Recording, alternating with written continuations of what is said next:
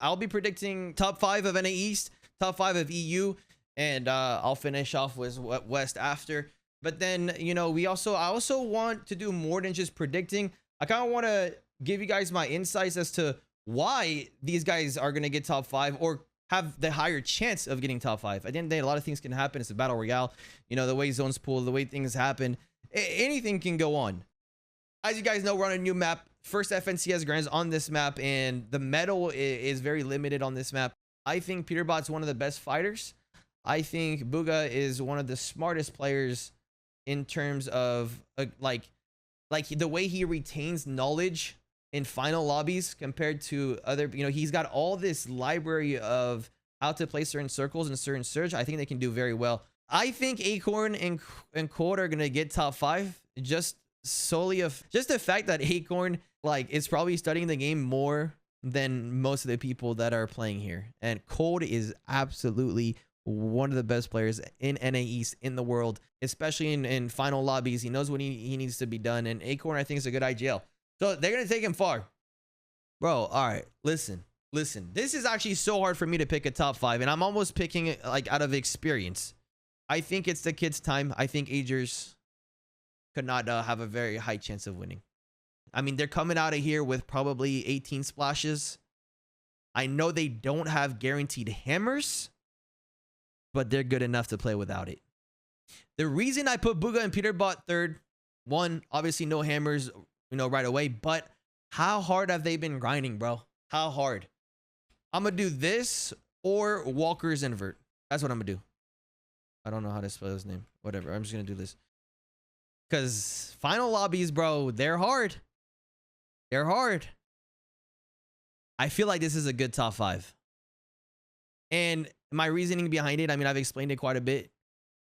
But experience, unconned, max metal, Clarity G, Casker, Oathbound Chest, Marrow Edgy, Oathbound Chest, Walker's Invert, Oathbound Chest.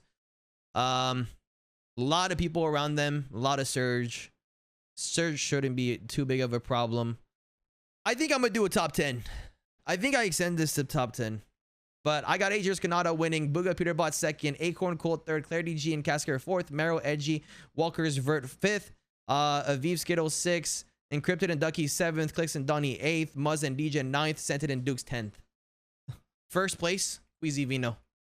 They're just the best players in the game. They have understood this meta better than anybody landing at top side, and I just think they understand surge. They understand surge at the absolute highest level, and it's just gonna be hard for them to lose. They're the best high team on EU. Nobody likes to contest them, and everybody in EU knows this. So when you look up at height, oh, Queasy and Vino again. Simple, very simple. I'm gonna go ahead and throw Malibuka and Thomas HD second. I think Malibuka right now is prime Malibuka, and prime Malibuka is nothing to mess around with. At the end of the day, the kid is insane.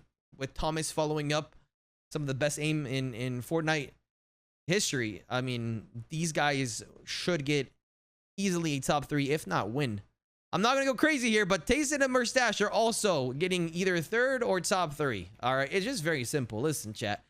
I think this is my top 10. This is my top 10 prediction for you. Queasy Vino, I mean, just undoubtedly one of the best duos to ever play right now.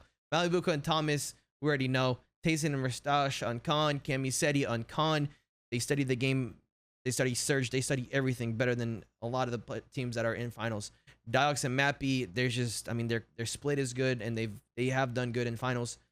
Scram and Triprin, Bevis and Pablo Wingo, I mean, these guys are uncon mid map. This spot is so good. It's so good. You don't have to go up here. This alone is just so good. Marian and Paco and Clement and Deceptos. I think that's a pretty good top 10.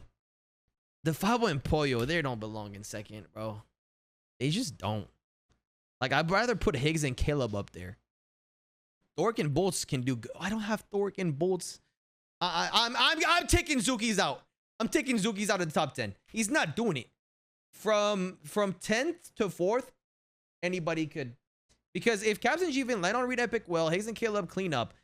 If that happens, game 1, then game 2, Reed and Epic will go up top. Then they're gonna 50-50 Hayes and Caleb. Hayes and Caleb have more experience at that spot. Hayes and Caleb are more guaranteed to win, but it's gonna be a grief fest because Epic, well, we already know he just prolongs the fight for another 5 minutes somehow, and the fight's gonna take forever. Then Caps and Jeevan are gonna come up and clean up. I got Tano, I got everybody on here. If Tano doesn't win, Uncon, that side, everybody's scared of him. I mean, he's just not VOD reviewing. And I mean, do you guys really think On1 is VOD reviewing?